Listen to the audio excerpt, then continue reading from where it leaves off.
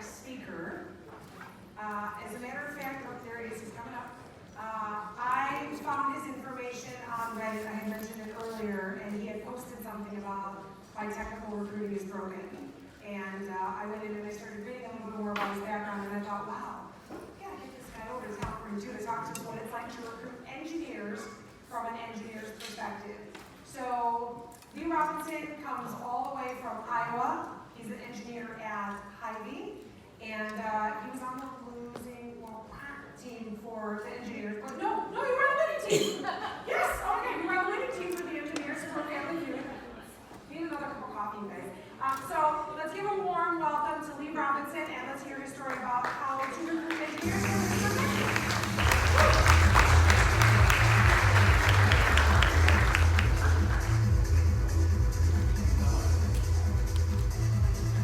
Good afternoon, everyone.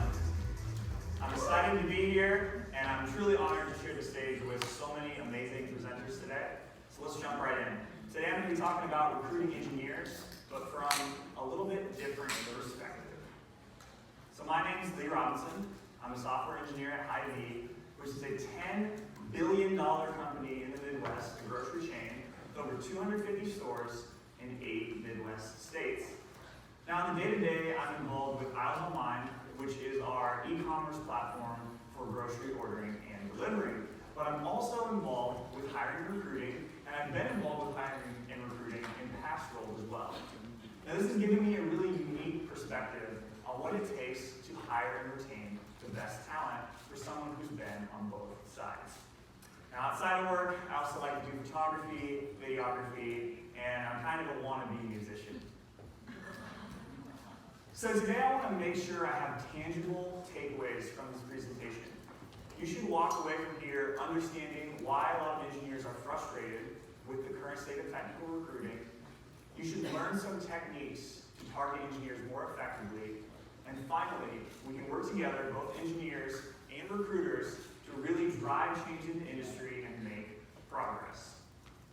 So let's take a look at recruiting and employment by the numbers and see what they tell us a little bit about some of the future trends. This builds really great off the last presentation.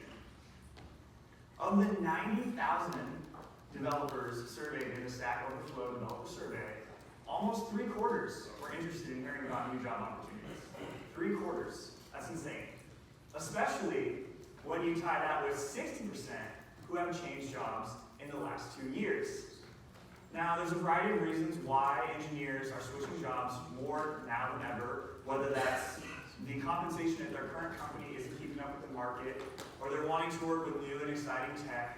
Whatever it may be, the trend is clear that more now than ever, people are switching jobs. And that's why technical recruiting is so important. Somebody has to place these engineers. So why not you? Why not your company? And that's why technical recruiting is so important. The graph behind me is the unemployment rate in Iowa last June, 2.7%. This year, it's 2.4%, and this is the entire state of Iowa, including rural areas.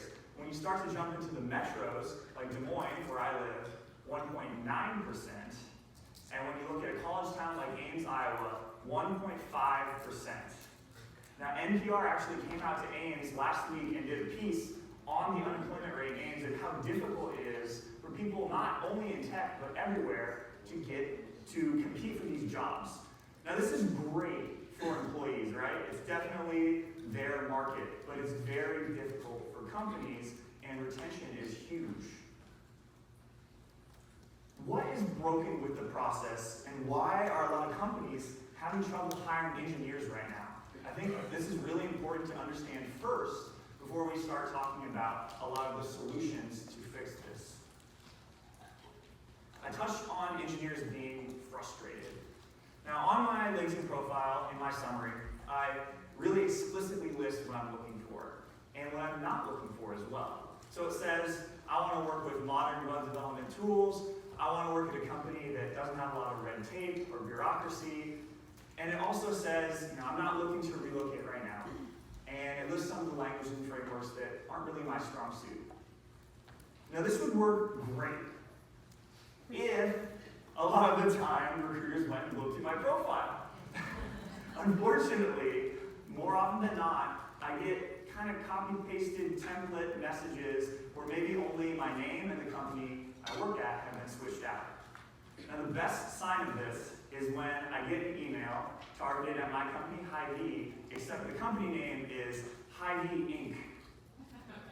Nobody would actually write out Hy-Vee Inc., right? So it's clear that this is some scraped formula that's spamming out these emails, and that message is just going to go straight to the trash. So a lot of the time I'm being incorrectly targeted for jobs that don't apply to me. This is a great example. This is an email that I received. I've highlighted the important parts here, and there's really nothing inherently wrong about this email.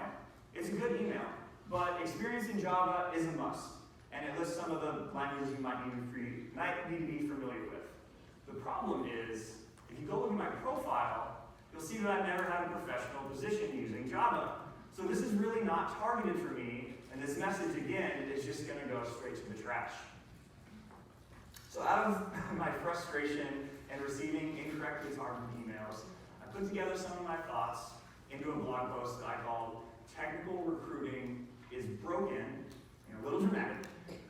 And I shared it with my friends, I shared it with my family, and I put it on sites like Reddit and Hacker News. And the response I got was very overwhelming. So about 10,000 page views and over 200 comments from other engineers sharing their stories about their frustrations and their suggestions for how to improve technical recruiting. It even made the front page of Hacker News, which is really cool.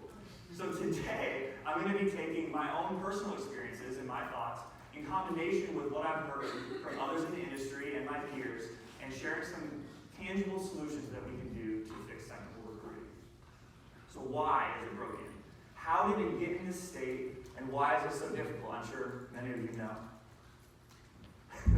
This is a real email that I've got. Greetings from an annoying IT recruiter.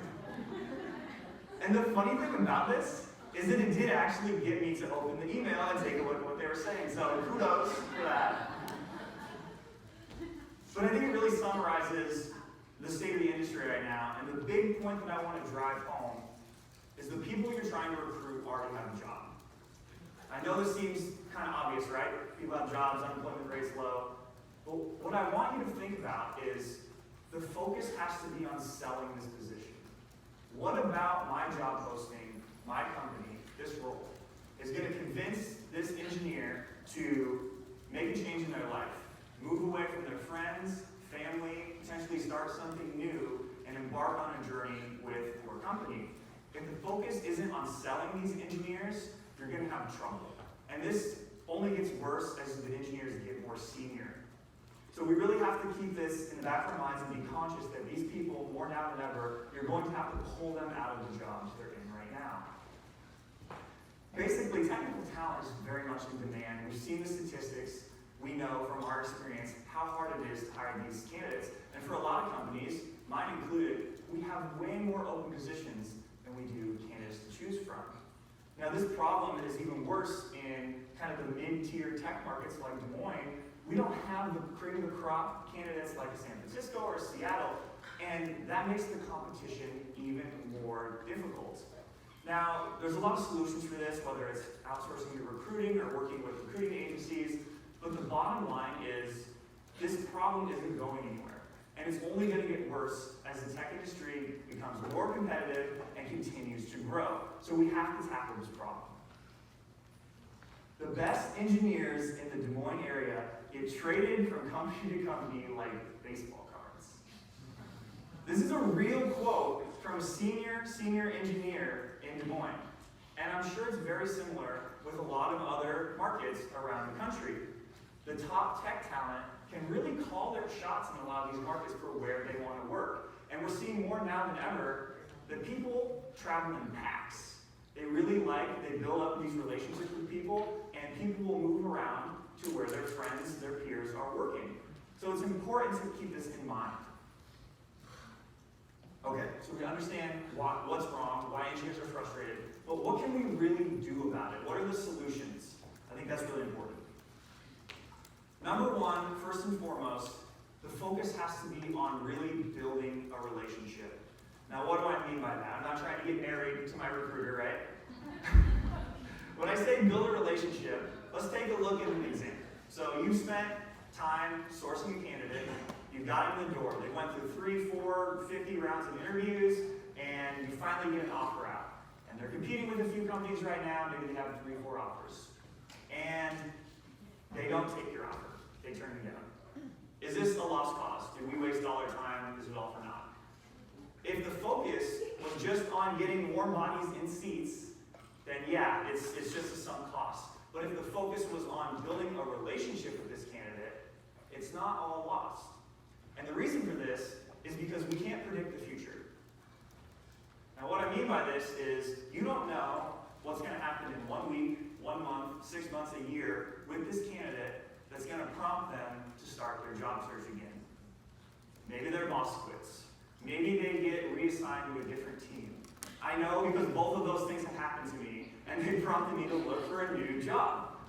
If the focus is on building relationships, those people are going to think, you know, I remember that experience I had working with this recruiter, and they were great. I love their company culture. It wasn't really the right time then, but I'm more likely to reach back out to them and say, you know what, now is the right time. I'm looking to make a switch, and since we built this relationship, I'm going to come back to you to help me fill this role. This message is a great example. This is a cold LinkedIn message that I got. I did not know Derek. But what I really like here is he explains who he is, why he's messaging me, and he compliments me on my skill sets. He's creating an opportunity to have this relationship. Now, I'll save you all the suspense. I didn't take the job, but I did go out to eat with Derek, and I learned a little bit more about his company, what he was looking for, and ultimately, I wasn't the right fit. They were looking for more WordPress developers, and that's not really my strong suit. But it wasn't a lost cause. I was able to share a lot of suggestions for how to scale their engineering organization and some tips for hiring engineers that are going to help them be further along in their process. Finally, since we've built this relationship, he's able to tap into my network. Now, if I have a friend, a peer, who's a WordPress developer, and comes to me and says, I'm looking for a new role, now I can refer them on to Derek because he's a vetted candidate to me, and I can pass these candidates along to him. So there's really this two-way relationship that's being formed. We also have to really do our research. The image behind me is a Google search for my name, which took me way too long to get my site showing up on the top, especially when you're competing with an NFL athlete, right? Not fair. So you might find their website, portfolio, you might find some news articles, you might find a Twitter with horrible pictures from 2007, just don't look at those. And the point I want to drive home here is that you have to take your time to try to find the tidbits of information that other people aren't. What's going to set you apart from the other people sourcing the exact same candidates that you are? And this really ties in to doing your research. You have to try to figure out what that individual's values are and what is driving them to potentially switch a job or how you can target them more efficiently. Right now, as I'm sure you've seen, the tech industry has a ton of buzzwords, so many. And it's difficult enough for engineers to keep up with this. I can't even imagine what it's like for recruiters seeing all these new buzzwords pop up every day and not really understanding how to use them or where they apply, having spent half your day researching these things. It's crazy. I'm going to touch on this more in a second, but sometimes you have to try maybe some unconventional methods to target people. I have a really good example of this. I have a friend who is a recruiter and works in a suburb of Des Moines. He was trying to hire somebody for his company in that suburb, and when researching this candidate, found that they lived in the same suburb, yet were commuting 45 minutes away to a different city for a job. So when he reached out to this candidate, he made the subject line of his email, how would you like to save an hour and a half on your commute every day? I think this is really powerful because you don't know what's going on with that candidate. Maybe they had a horrible day at work. And they get in their car, they're pissed off, and they drive home, they check their email, and they say, yeah, I would like to save an hour and a half on my commute every day. I want to go interview with this company. And that's why it's really important to figure out those things that are going to differentiate you from the others in the market. So tech terms, They're confusing, right? There's a ton of them. And I think it's important as recruiters to understand not only what they are, but how you apply them and what categories they fit into. So a little side note here, this expires in 1 month. So I promise that everyone's going to learn something new today. Some of you may know some of these, some of you may know most of these, but I guarantee you're going to learn something new. And I promise I won't get too technical and bore you all. So let's jump right in. Basic websites, landing pages, think about like marketing splash pages. The structure of these websites are built with HTML.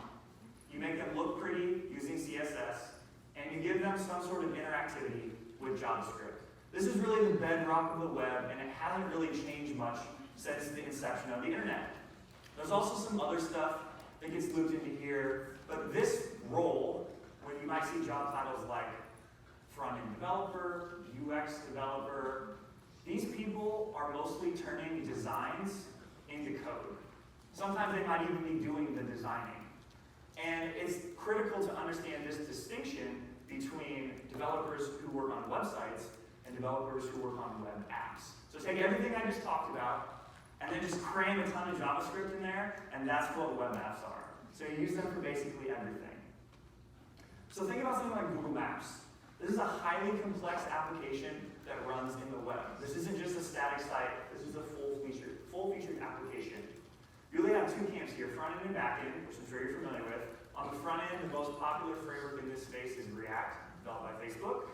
And on the back end, there's a lot of candidates in this space, but really the top candidates are probably using JavaScript. Some job titles for this role might be front-end engineer, back-end engineer, full-stack engineer. There might be some other stuff thrown here, GraphQL, NoSQL, CSS, and JS. The thing to take home is that as web apps have scaled in the past 10 to 15 years, the amount of technology and terms that an engineer needs to build these has grown exponentially. And that's why you see all these new tech terms and buzzwords popping up so often. Let's jump into mobile, which I'm sure we're familiar with. We have Android and iPhone, right? If you're building Android, you're probably using Java or Kotlin. If you're building iPhone, you're probably using Objective-C or Swift. Now, at some point along the line, somebody in business said, wouldn't it be great if we could write code once and have it work in both places? Wouldn't that save us a lot of time and money? The answer is yes, and that's what spawned cross-platform solutions. So you write the code once, it works in both places. The top contender in this space, right now at least, is React Native, again from our overlords at Facebook. And there's a few others here, but really React Native probably has the most market share. You're probably wondering, okay, that sounds great, but how do I make cross-platform apps? How do I write code once and have it work in both places? JavaScript, yes. So JavaScript works for seriously everything, whether that's on the web, on your phone, on a TV, on your dishwasher. You can basically use it for pretty much anything. Now this is great, but when it gets confusing is when you start looking at job postings. So let's take a look at a front-end developer role. Are you trying to hire somebody on the left or somebody on the right? Left. Yeah, both of these are very valid front-end developer roles, but they're completely different skill sets. You can't hire somebody on the right and easily just teach them the ones on the left without a significant investment. And the problem is a lot of job postings don't clarify which one you're looking for.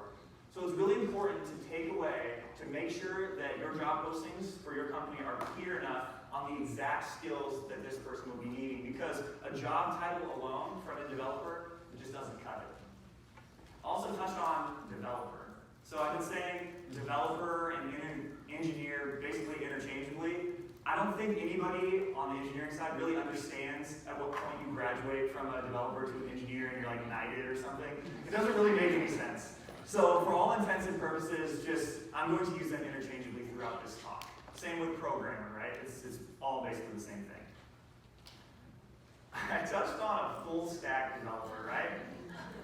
In practice, it starts to look something like this tweet, which is they're great at the back end, but on the front end, they're not very good, right? And when you look at this Venn diagram, It's kind of, the shading is off a little bit here, but basically the only people who are really full stack developers are those superhero, CTO, project lead, like your best engineers, right?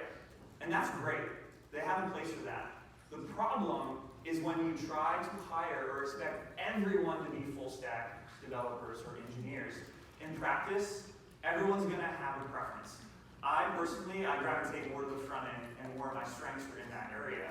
So you have to be conscious, if you're only hiring full stack developers, make it clear that while you might need to work in both areas of the code, people are going to have preferences so that you can split up efforts. Now, one reason full stack developer, also you see a lot JavaScript engineer, developer, one reason this has risen is the rise of coding boot camps. So coding boot camps, that you're familiar with, rather than a 4-year education, maybe I could just do a 9-week or 9-month expedited curriculum to learn a lot of the same skills. Now the focus here is placing people in jobs, right? So what skill can I learn that's going to help me get a job the fastest? And right now, it's JavaScript for a lot of people because it's one of the most malleable languages that you can throw at anything. And like I said, the web apps, mobile apps, TV apps, everything. And that's really given a rise to JavaScript as a language, but also as something that works across the full stack. Okay, so that's the overview of tech terms and buzzwords. We'll jump back into really what we can do to make technical engineering, or technical recruiting better. We have to understand the benefits that engineers are looking for. This is going to be specific to each individual. So I can speak on myself personally and also what I've seen from my peers in the industry. I think a lot of engineers, the number one thing is they want to work with the most talented people. You might be wondering why. Why does that matter so much? If your organization has tons of talented engineers, you're probably working with state-of-the-art or industry-standard technology. You probably also have a platform for developers to learn as quickly as possible. And this is really huge for people who are trying to progress in their career. Secondly, for me personally, it's really important to have a healthy work-life balance. Now what this means can vary between individuals, but the best example for me is commute time. When I switched from my last role to my current role, I ended up saving about an hour a day on my commute.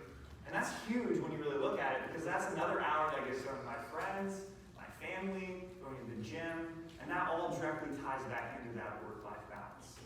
So when you're sourcing your candidates, when you're researching them, try to figure out what piece of information you can find to understand the benefits that they're looking for. I'm a little bit of an anomaly here because I have explicit blog posts talking about what I'm looking for, but you might find people have this information on their LinkedIn, whether it's in their description or maybe on some other profiles. Those are the good benefits, right? What about the benefits that people don't care about or they don't want? The two most popular ones for me are ping pong tables and beer after work. And I like drinking beer, right? It's fun. But am I going to my job to drink beer or to build world-class software? And it really, the distinction comes down to how you sell your company culture. It's important that you really step back and take a look at this, because in doing this, you're going to exclude a lot of people. Let's take a look at a 40-year-old mother of 4 who's a kick-ass developer.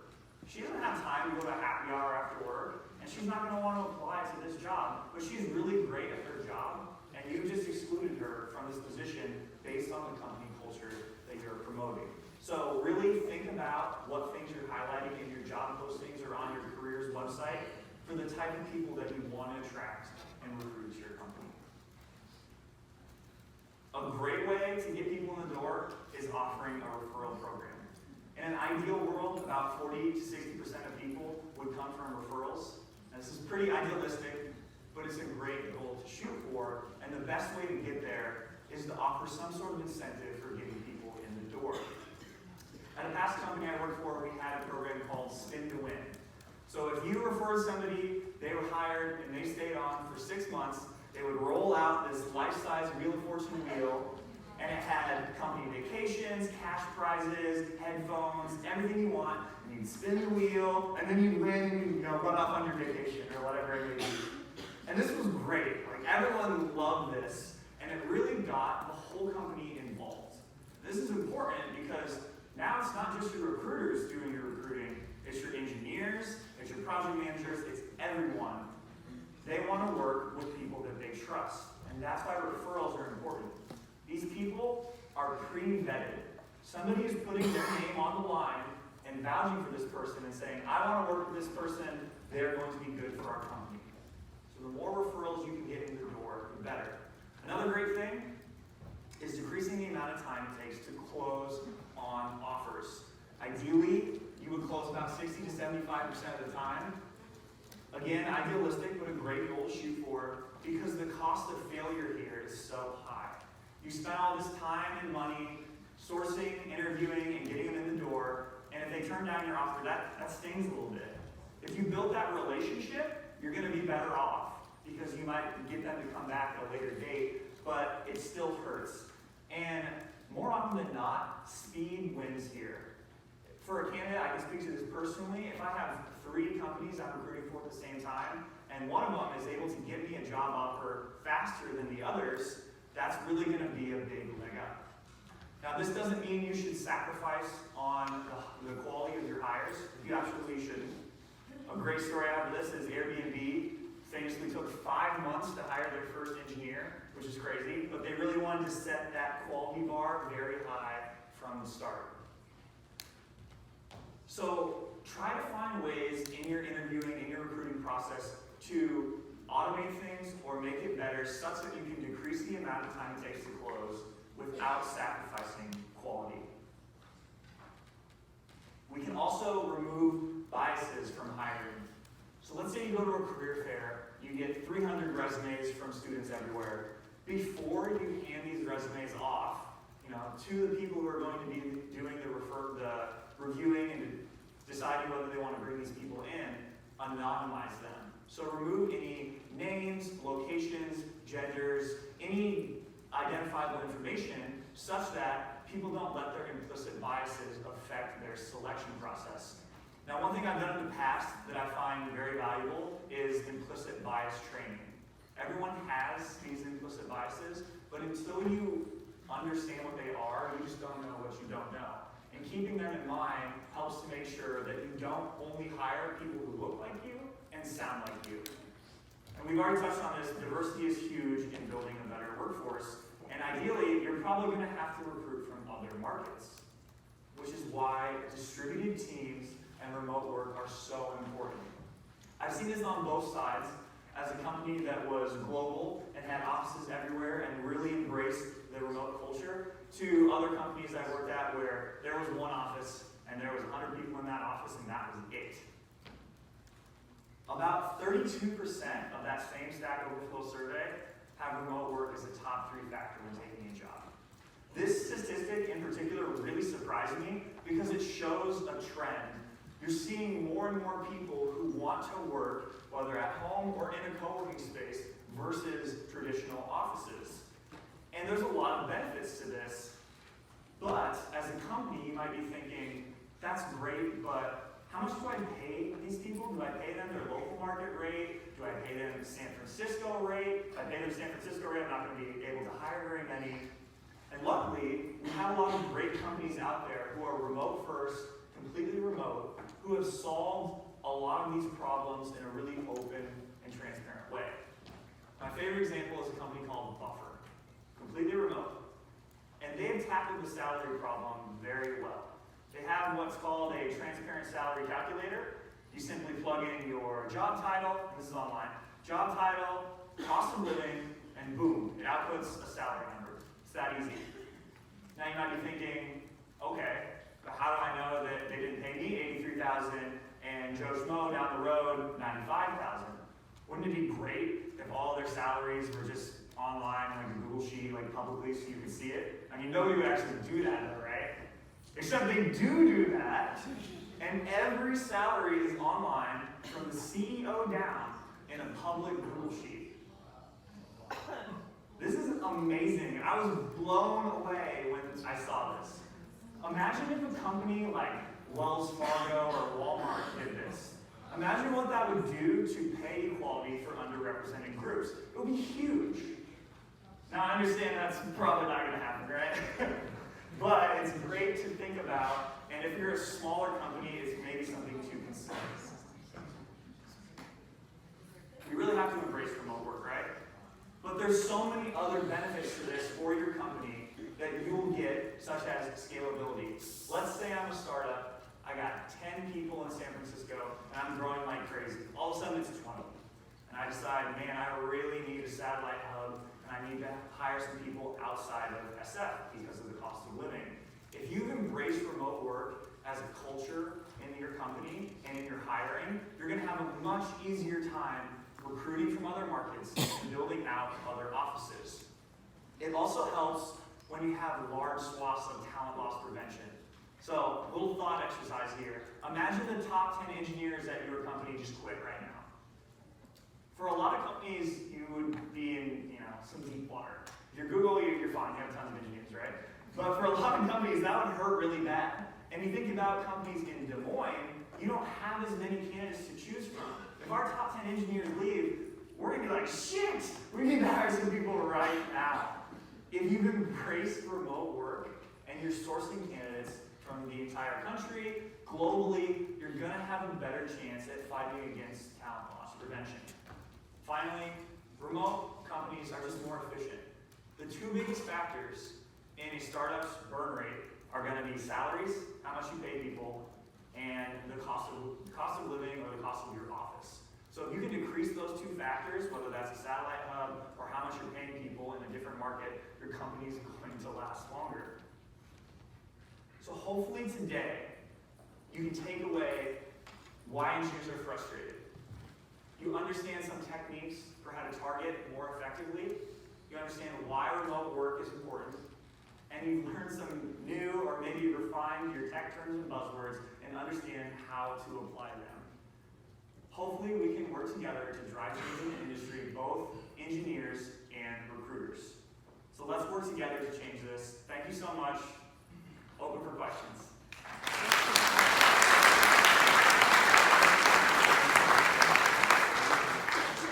Okay, we have a few questions. Let me run over to this first gentleman.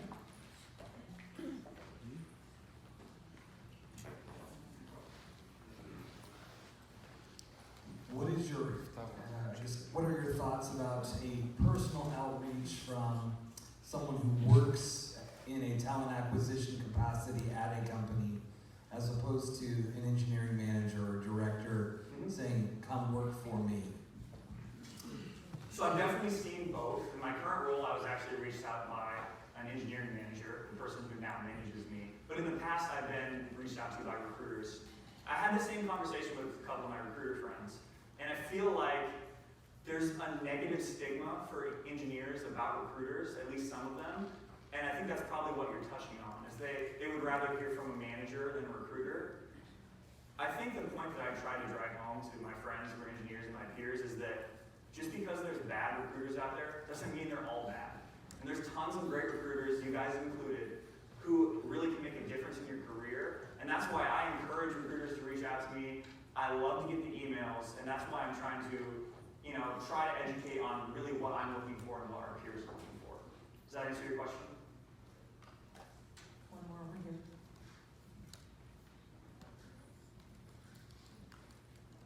I noticed that a lot of the messages that you did respond to were coming through like email. Would you say that you have more of a hit rate, or do you respond to more direct email communication, or things like LinkedIn or even Reddit, some of the areas that you live in? It's tricky because my LinkedIn messages also get sent to my email, right? So it seems like it's all coming through email, but I feel like I probably respond to direct email more than LinkedIn. Sometimes it seems like it's more personal, and my favorite examples are when somebody will explicitly call out how they found me, and maybe give me some sort of background information on, I saw that you posted this blog post, it was great. I would love to have somebody with your talent come work at our company because of X, Y, Z.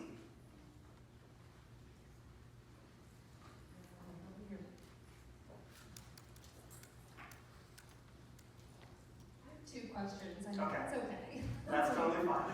So, the embracing remote work piece, it resonates with me because I'm trying to pull that lever currently. We might be hiring about 100 developers anytime soon. One thing that I get pushback on is managing the development process because currently all of our developers are in-house. So the buzzword that they use, well, Catherine, we are an agile scrum environment, so we need everyone here. So how can I combat that? So, I think it's hilarious because at my last company where they worked on a global scale, right? I worked in Australia for 3 months seamlessly. Not a problem in the world. It all comes down to your company culture. Right now, if you have an office with 200 employees and you open up some remote hub somewhere, unless you're consciously making it a part of your culture, those people are going to feel like they're out on an island. Like you have to treat those people like they're in the HQ. Otherwise, they're going to feel not appreciated. I think that's a really tricky one. But in 2019, with tools like Slack, Skype, Zoom, there's so many ways to keep in touch and there's even tools for doing stand-ups completely remotely, which is crazy. I think it really comes down to most problems, which is communication. So if you can work this into your company culture, you can have developers anywhere in the world on any time zone. And there's companies with over 1,000 employees doing this right now, fully remote. GitLab is one, Buffer, there's a couple more too, but yeah. Second question? Incentives for referral programs. So what's the best incentive a company has ever offered you? I mean, for me personally, all expenses paid vacation, that's awesome. That's great. I love that. Because not only am I getting time off work, but they're also paying for me to leave. So that's gonna be a lot better than an Xbox or something, Or even just more PTO hours, that would be excellent. But again, that's probably comes down to the individual. If you had stock options, that would be crazy.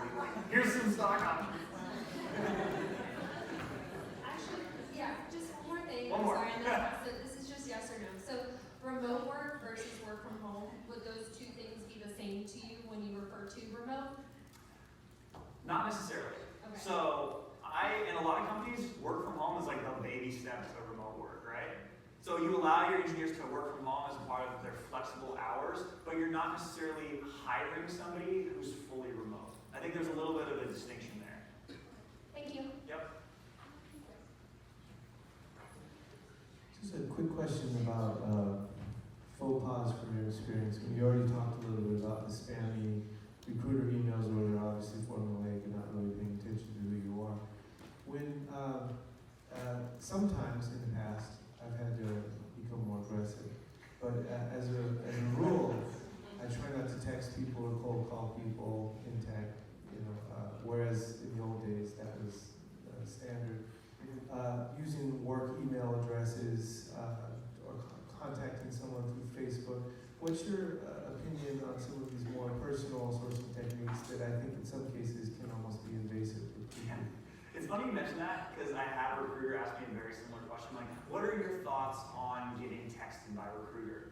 And I sat there and I thought about it for a little bit and I was like, absolutely not. For me personally, nope.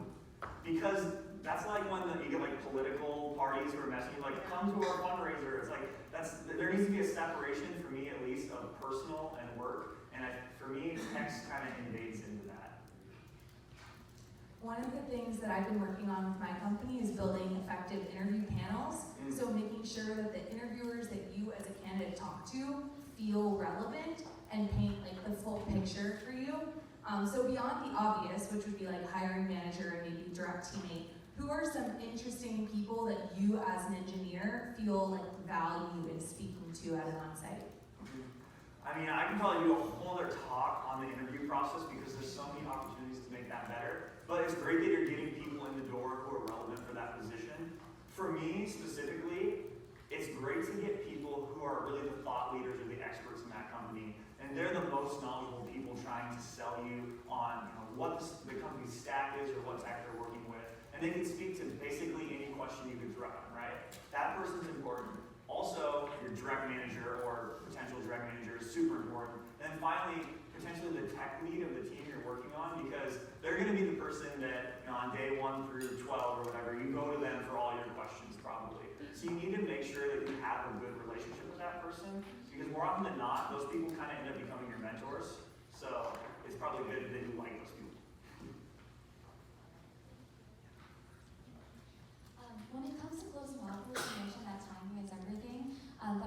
time, what I find is that my candidates would like to hold off on my offer so that they can finish other interviews. So what are your thoughts about that, and do you recommend anything else that I should do beyond that as a recruiter?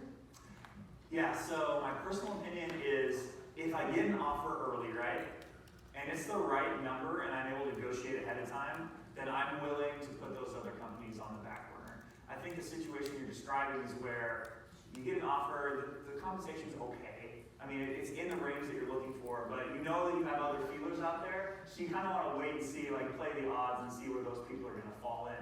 And that's why you'll see people say, can I have another week? I'm waiting on doing some interviews. The tough part is, I understand from the company's perspective, you're not just going to be like, here's $10,000, $20,000 more, so you'll say yes right now, because they're probably going to negotiate that anyway, or they should be. So, that's tough. That's tough. I would say, just try to present your best package as, sorry, your best, dirty mind here, I'm sorry. Try to present your best offer as soon as possible.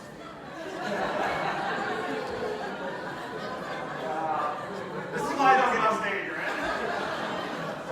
I saw a hand. Oh, sorry, coming back here. One more question. Hi, so you said you suggest 40 to 60% referrals. Can you explain kind of how you got to that? Yeah, that's just kind of a ballpark number that we've been using at the company I work for. I can't really speak to like a specific study or anything that has led that number, but we've seen that the further we can get that number going up, closer to 60%, the better we're going to be, because I would say probably 80% of the best engineers that I work with right now have been referrals. Because, at least in Des Moines, I'm sure in other communities, that community of like really strong people, they travel in packs. They're like a group of 10 engineers left at once to come work with the company I'm at right now, which is crazy in Des Moines. Like, that's a huge hit. So, yeah. Okay, I have a question for you. Okay. Do you remember how I found you? Yes. How? On my blog post. Yeah. How did I reach out? Email? Yeah, email. And it worked, right? Yeah. Okay. See, there you go. I mean, I'm here, right? I didn't send a spammy message. I'm not overtaking your stage. We have 2 more minutes left, but I wanted to ask you that question. So recruiters in the house, you know what he wants. So when you want to recruit him to come work for your company, emails are open. There you go. I wanted to ask you that question, but we do have time for one other question, if that's okay. But I'm glad you remembered how I found it. I left plenty of time for questions, so.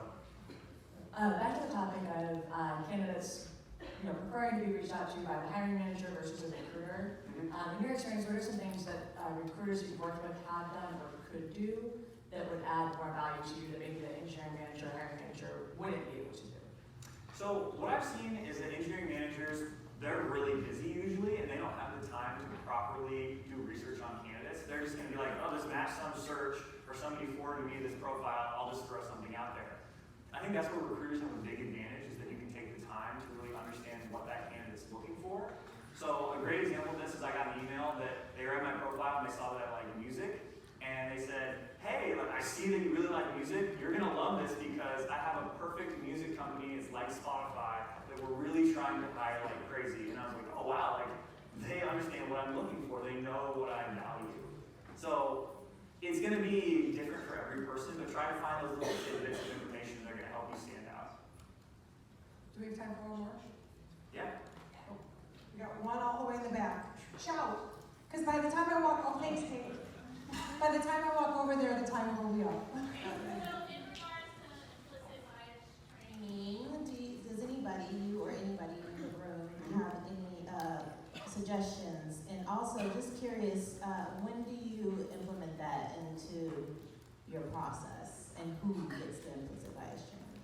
I wish I could remember we outsourced it. There was a company we worked with. This has been a number of years ago, so I don't remember the exact company, but I'm sure there's probably a few people who do this. But we introduced that to basically anyone who was going to be touching resumes or be involved in the interview process. So we made sure that all those people went through that filter to make sure that we weren't introducing any extra biases in anywhere. So if anyone has any suggestions for companies that do that, that'd be great. That